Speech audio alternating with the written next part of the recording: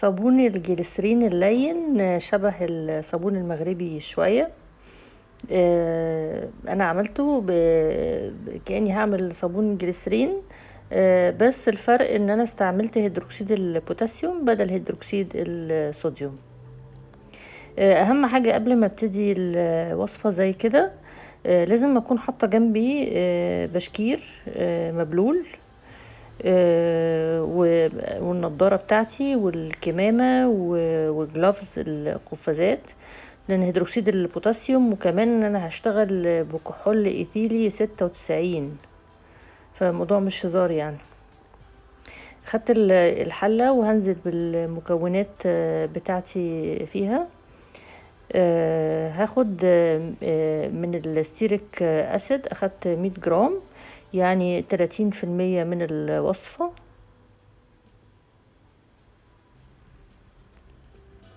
وهنزل ب30 جرام من زيت جوز الهند، يعني 30% برضو.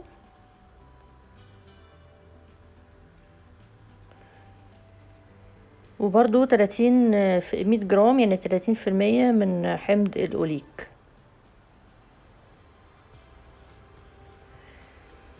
وهضيف كمان زيت عباد شمس، وهاخد منه 32 جرام يعني 10%. وهبتدي ان انا اقلب كده عشان ادوب المكونات كلها قبل ما انزل بهيدروكسيد البوتاسيوم مع الماء المقطر. انا هاخد من الماء المقطر 126 جرام، ومن هيدروكسيد البوتاسيوم 72 جرام.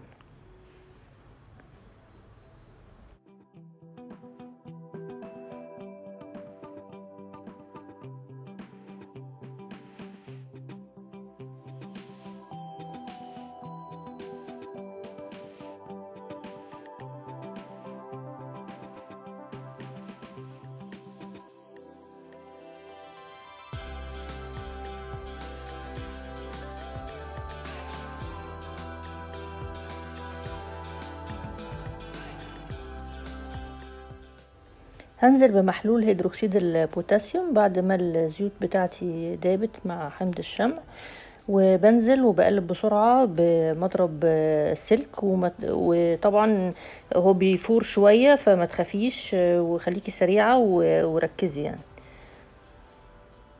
وبفضل اقلب لحد لما يتماسك، وبفضل اقلب تاني لحد لما يخش في مرحلة الجل فيز، يعني يبقى زي البطاطا المهروسة كده. وبعد ما يخش في المرحلة دي، هبتدي بقى اضيف المذيبات بتاعتي، اللي هي المونوبروبولين جلايكول، والجديد بقى ان انا هستعمل الكحول 96، وكمان هضيف لسه الجليسرين، والسوربيتول انا هضيفه في الاخر خالص.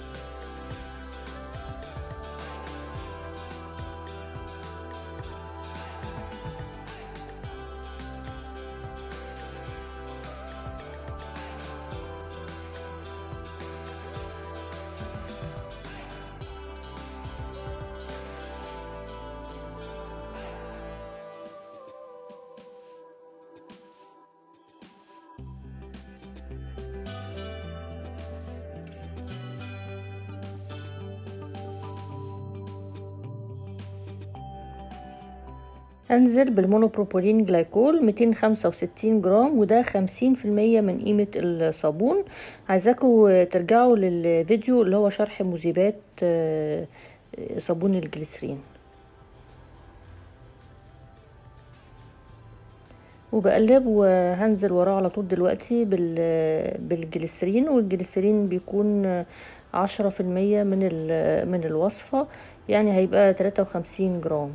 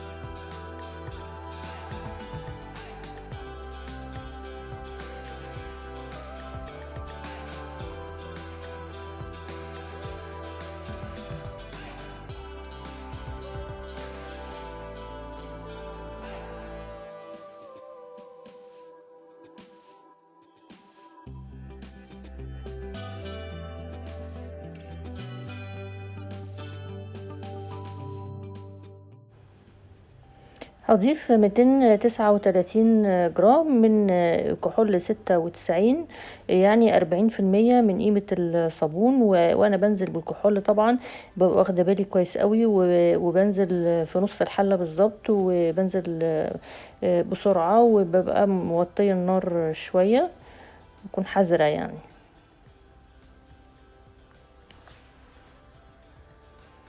اقفل على الصابون بتاعي لمدة ساعة ونص.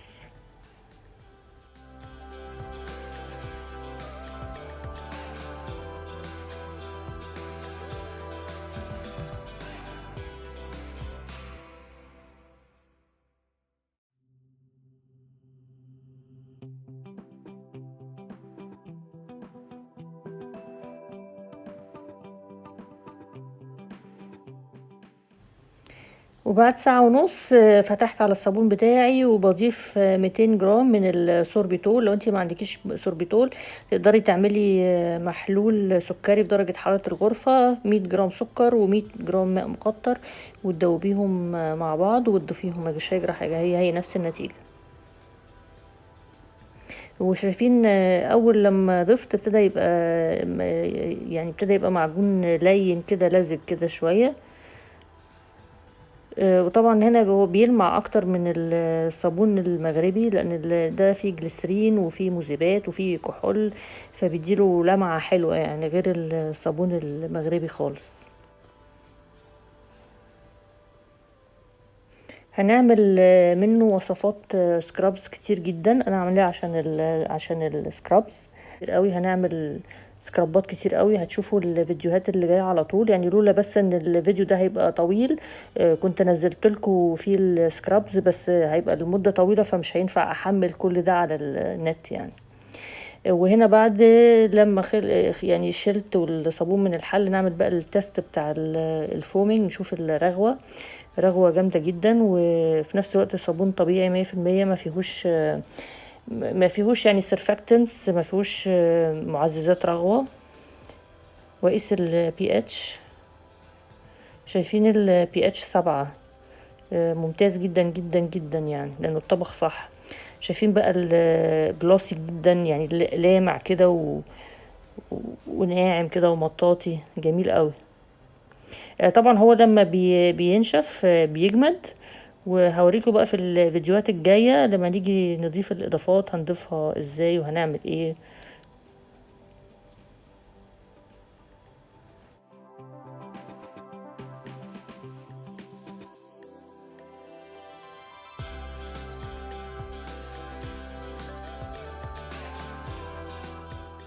ودي المكونات هتظهر قدامك، تقدري توقفي الفيديو تنقليها او تاخديها سكرين شوت.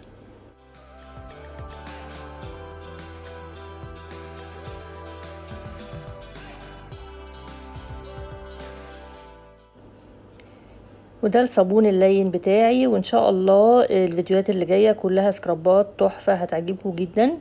ولو عجبك الفيديو ما تنسيش تعملي لايك وتسيبي لي كومنت، وتتابعيني لو انت مش متابعاني لغايه دلوقتي، وتفعلي الجرس.